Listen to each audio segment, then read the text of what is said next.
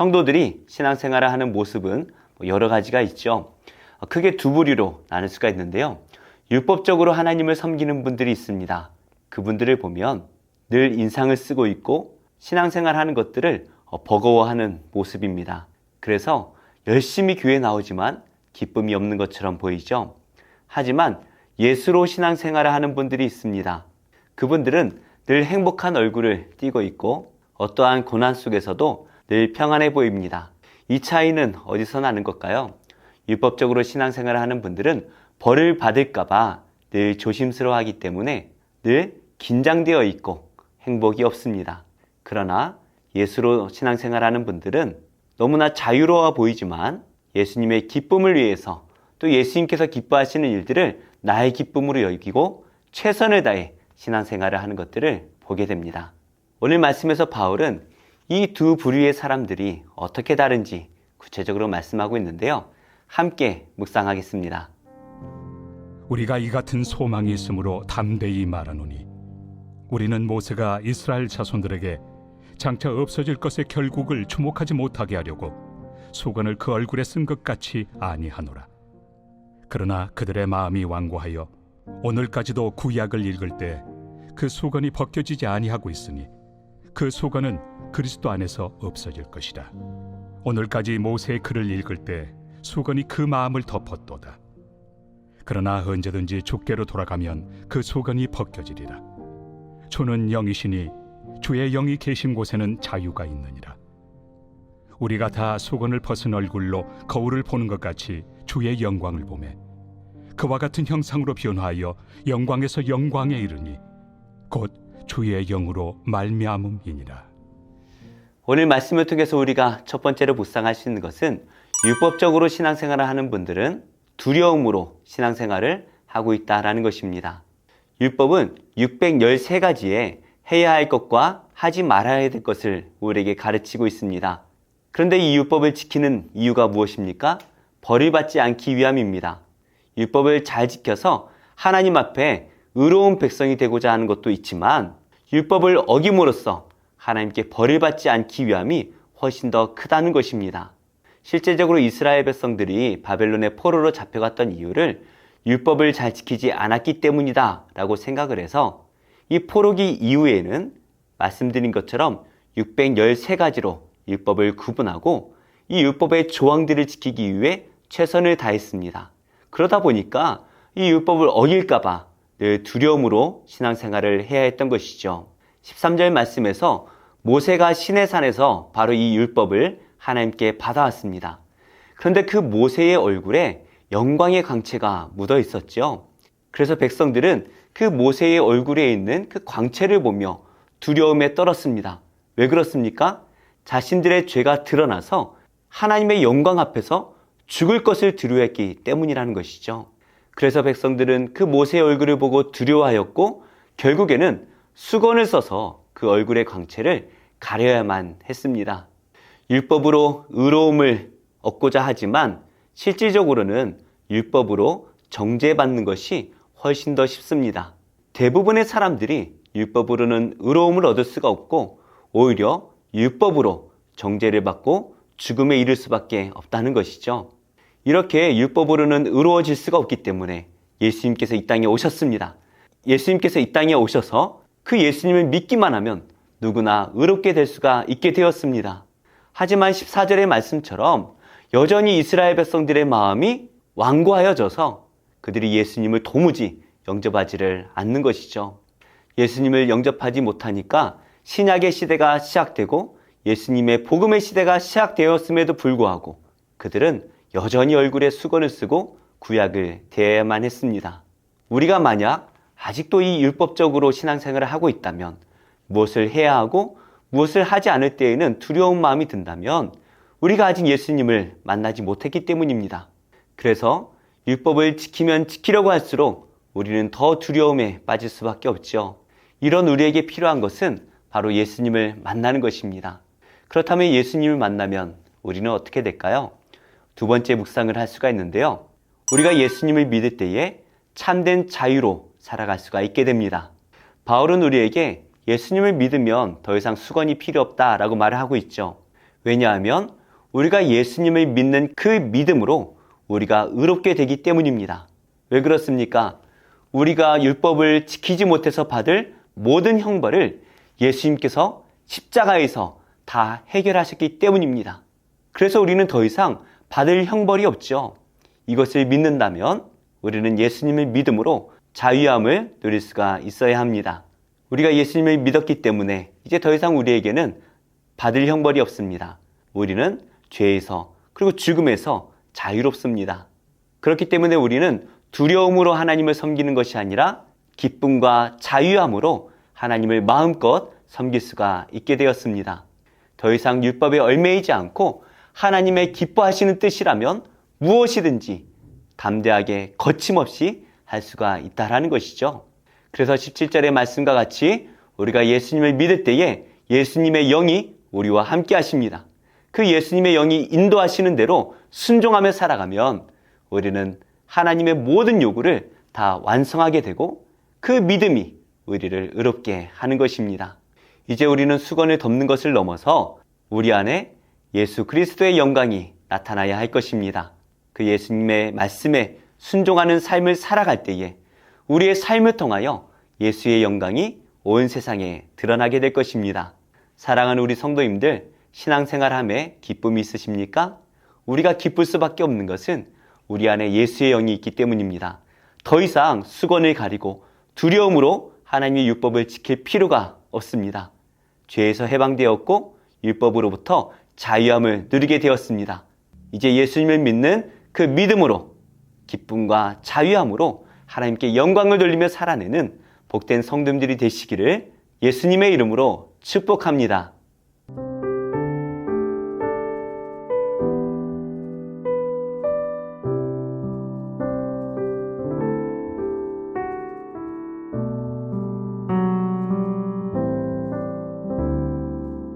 제16장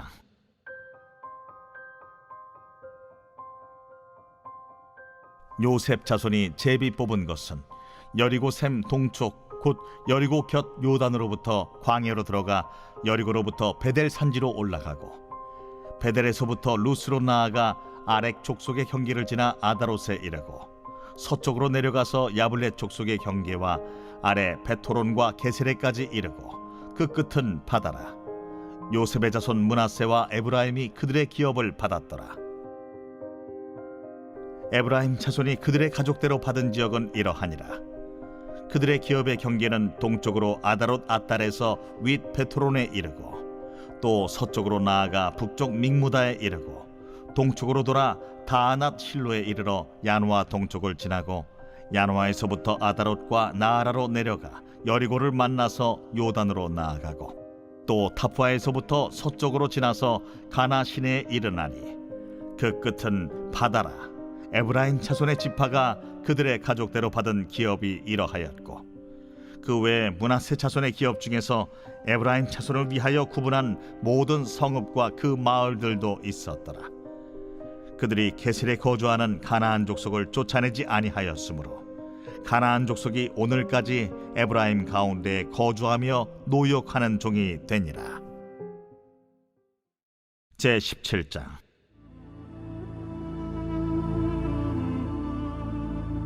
므낫세 지파를 위하여 제비 뽑은 것은 이러하니라. 므낫세는 요셉의 장자였고 므낫세의 장자 마기는 길르앗의 아버지라. 그는 용사였기 때문에 길르앗과 바산을 받았으므로 므낫세의 남은 자손을 위하여 그들의 가족대로 제비를 뽑았는데 그들은 곧 아비에셀의 자손과 헬렉의 자손과 아스리엘의 자손과 세겜의 자손과 헤벨의 자손과 스미다의 자손이니 그들의 가족대로 요셉의 아들 므낫세의 남자 자손들이며 헤벨의 아들 길르앗의 손자 마길의 증손 므낫세의 현손 슬로브핫은 아들이 없고 딸뿐이요 그 딸들의 이름은 말라와 노아와 호글라와 밀가와 디르사라. 그들이 제사장 엘르아살과 눈의 아들 여호수아와 지도자들 앞에 나와서 말하기를 여호와께서 모세에게 명령하사 우리 형제 중에서 우리에게 기업을 주라 하셨다.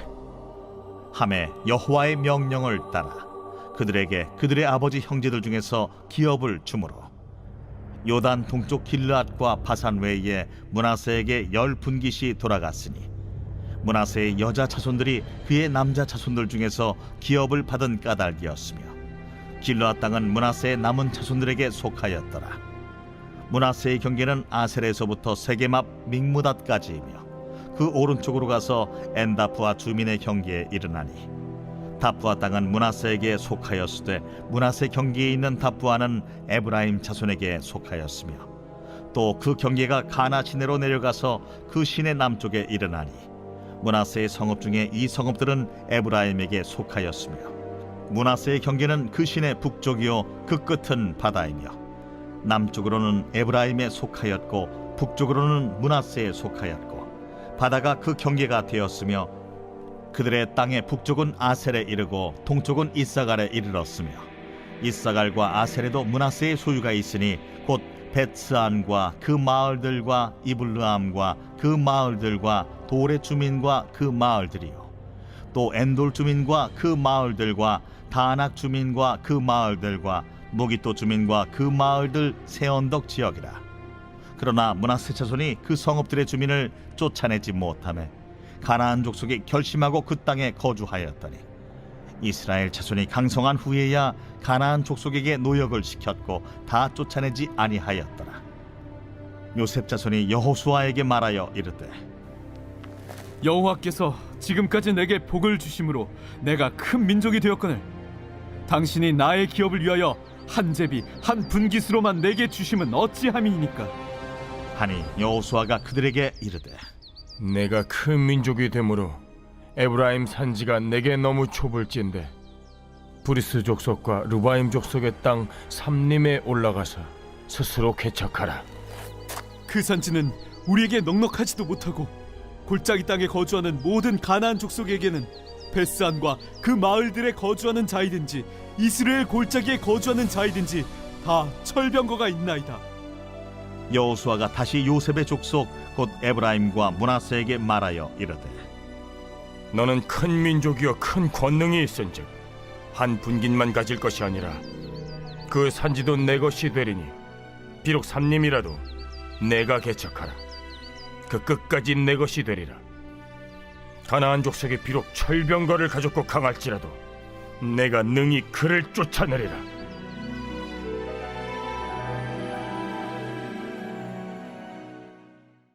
제 148편. 할렐루야.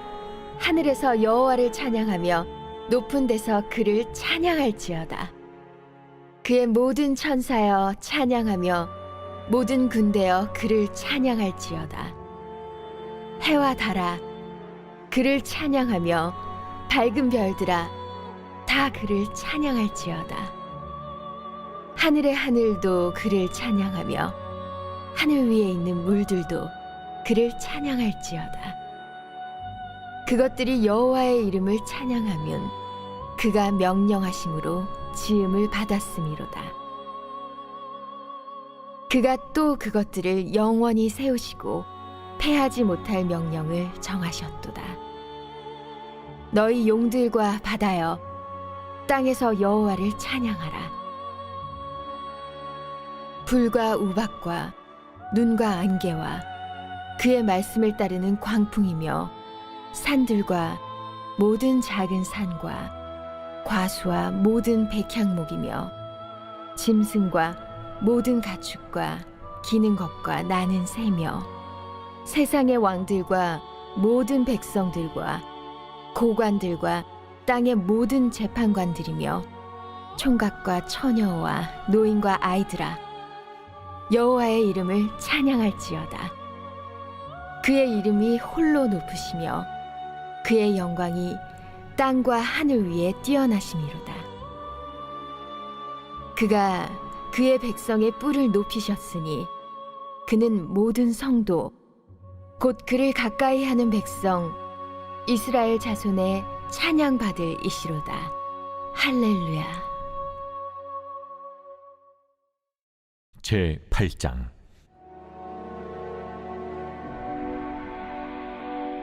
여호와의 말씀이니라. 그때의 사람들이 유다 왕들의 뼈와 그의 지도자들의 뼈와 제사장들의 뼈와 선지자들의 뼈와 예루살렘 주민의 뼈를 그 무덤에서 끌어내어 그들이 사랑하며 섬기며 뒤따르며 구하며 경배하던 해와 달과 하늘의 무별 아래에서 펼쳐지게 하리니 그 뼈가 거두이거나 묻히지 못하여 지면에서 분토가 될 것이며 이 악한 민족에 남아있는 자 무릇 내게 쫓겨나서 각처에 남아있는 자들이 사는 것보다 죽는 것을 원하리라. 만군의 여호와의 말씀이니라. 너는 또 그들에게 말하기를 여호와의 말씀에 사람이 엎드려지면 어찌 일어나지 아니하겠으며 사람이 떠나갔으면 어찌 돌아오지 아니하겠느냐. 이 예루살렘 백성이 항상 나를 떠나 물러가면 어찌함이냐. 그들이 그 짓을 고집하고 돌아오기를 거절하도다. 내가 귀를 기울여 들은즉 그들이 정직을 말하지 아니하며 그들의 악을 뉘우쳐서 내가 행한 것이 무엇인고 말하는 자가 없고 전쟁터로 향하여 달리는 말같이 각각 그 길로 행하도다. 공중의 학은 그 정한 시기를 알고 산비둘기와 제비와 두루미는 그들이 올 때를 지키거늘 내 백성은 여호와의 규례를 알지 못하도다. 너희가 어찌 우리는 지혜가 있고 우리에게는 여호와의 율법이 있다 말하겠느냐. 참으로 서기관의 거짓의 붓이 거짓되게 하였나니 지혜롭다 하는 자들은 부끄러움을 당하며 두려워 떨다가 잡히리라. 보라, 그들이 여호와의 말을 버렸으니 그들에게 무슨 지혜가 있으랴. 그러므로 내가 그들의 아내를 타인에게 주겠고 그들의 밭을 그 차지할 자들에게 주리니 그들은 가장 작은 자로부터 큰 자까지 다 욕심내며 선지자로부터 제사장까지 다 그 짓을 행함이라. 그들이 딸 내 백성의 상처를 가볍게 여기면서 말하기를 평강하다 평강하다 하나 평강이 없도다. 그들이 가정한 일을 행할 때 부끄러워하였느냐? 아니라 조금도 부끄러워하지 않을 뿐 아니라 얼굴도 붉어지지 아니하였느니라. 그러므로 그들이 엎드러질 자와 함께 엎드러질 것이라. 내가 그들을 벌할 때에 그들이 거꾸로 지리라. 여호와의 말씀이니라. 여호와의 말씀이니라. 내가 그들을 진멸하리니 포도나무에 포도가 없을 것이며 무화과 나무에 무화과가 없을 것이며 그 잎사귀가 마를 것이라. 내가 그들에게 준 것이 없어지리라 하셨나니 우리가 어찌 가만히 앉았으랴. 모일지어다. 우리가 견고한 성읍들로 들어가서 거기에서 멸망하자. 우리가 여호와께 범죄하였으므로 우리 하나님 여호와께서 우리를 멸하시며 우리에게 독한 물을 마시게 하심이니라. 우리가 평강을 바라나 좋은 것이 없으며 고침을 입을 때를 바라나 놀라움 뿐이로다. 그 말의 부르짖음에 단에서부터 들리고 그 준마들이 우는 소리에 온 땅이 진동하며 그들이 이르러 이 땅과 그 소유와 성읍과 그 중에 주민을 삼켰도다. 여호와의 말씀이니라. 내가 술법으로도 제어할 수 없는 뱀과 독사를 너희 가운데 보내리니 그것들이 너희를 물리라 하시도다. 슬프다, 나의 근심이여. 어떻게 위로를 받을 수 있을까? 내 마음이 병들었도다. 딸, 내 백성의 심히 먼 땅에서 부르짖는 소리로다. 여호와께서 시온에 계시지 아니한가? 그의 왕이 그 가운데 계시지 아니한가? 그들이 어찌하여 그 조각한 신상과 이방의 헛된 것들로 나를 경노하게 하였는고 하시니 추수할 때가 지나고 여름이 다하였으나 우리는 구원을 얻지 못한다 하는도다. 딸, 내 백성이 상하였으므로 나도 상하여 슬퍼하며 놀라움에 잡혔도다. 길르앗에는 유향이 있지 아니한가? 그곳에는 의사가 있지 아니한가?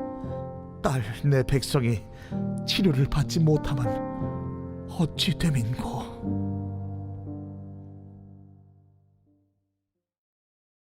제22장.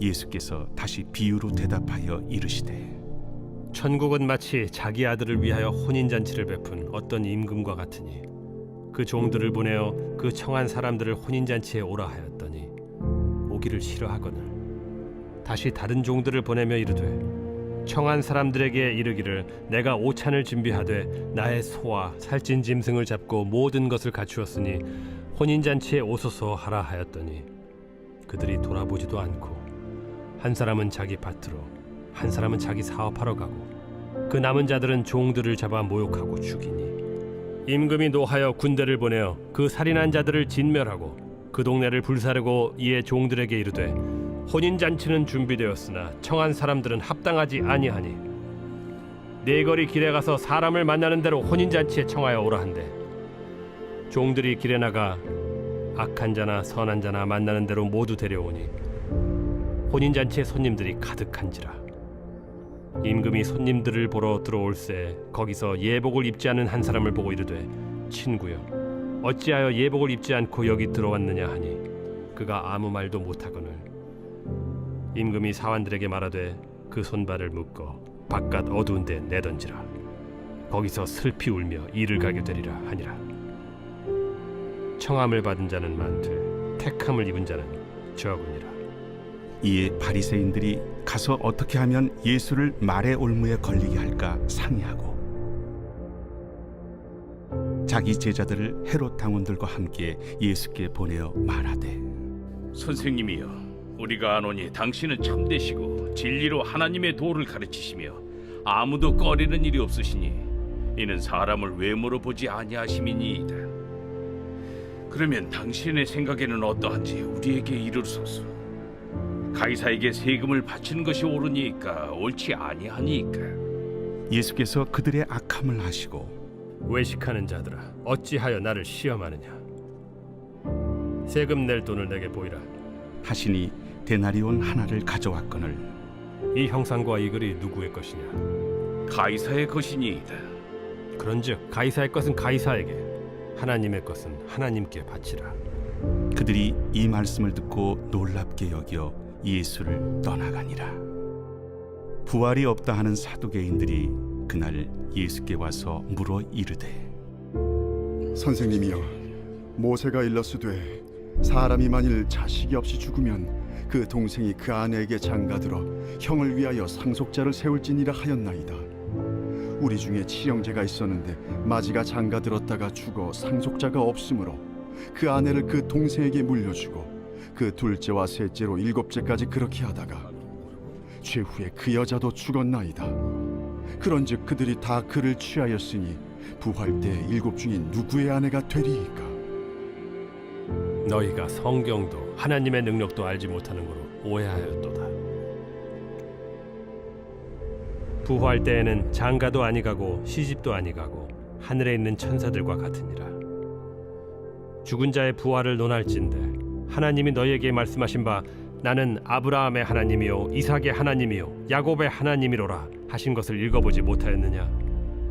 하나님은 죽은 자의 하나님이 아니요 살아있는 자의 하나님이시니라. 무리가 듣고 그의 가르치심에 놀라더라. 예수께서 사두개인들로 대답할 수 없게 하셨다 함을 바리새인들이 듣고 모였는데 그 중에 한 율법사가 예수를 시험하여 묻되 선생님, 율법 중에서 어느 계명이 크니이까? 내 마음을 다하고 목숨을 다하고 뜻을 다하여 주 너희 하나님을 사랑하라 하셨으니 이것이 크고 첫째 되는 계명이요 둘째도 그와 같으니 내 이웃을 내 자신같이 사랑하라 하셨으니 이 두 계명이 온 율법과 선지자의 강령이니라. 바리새인들이 모였을 때 예수께서 그들에게 물으시되 너희는 그리스도에 대하여 어떻게 생각하느냐? 누구의 자손이냐? 다윗의 자손이니이다. 그러면 다윗이 성령에 감동되어 어찌 그리스도를 주라 칭하여 말하되 주께서 내 주께 이르시되 내가 네 원수를 네 발 아래에 둘 때까지 내 우편에 앉아 있으라 하셨도다 하였느냐. 다윗이 그리스도를 주라 칭하였은즉 어찌 그의 자손이 되겠느냐. 한마디도 능히 대답하는 자가 없고 그날부터 감히 그에게 묻는 자도 없더라.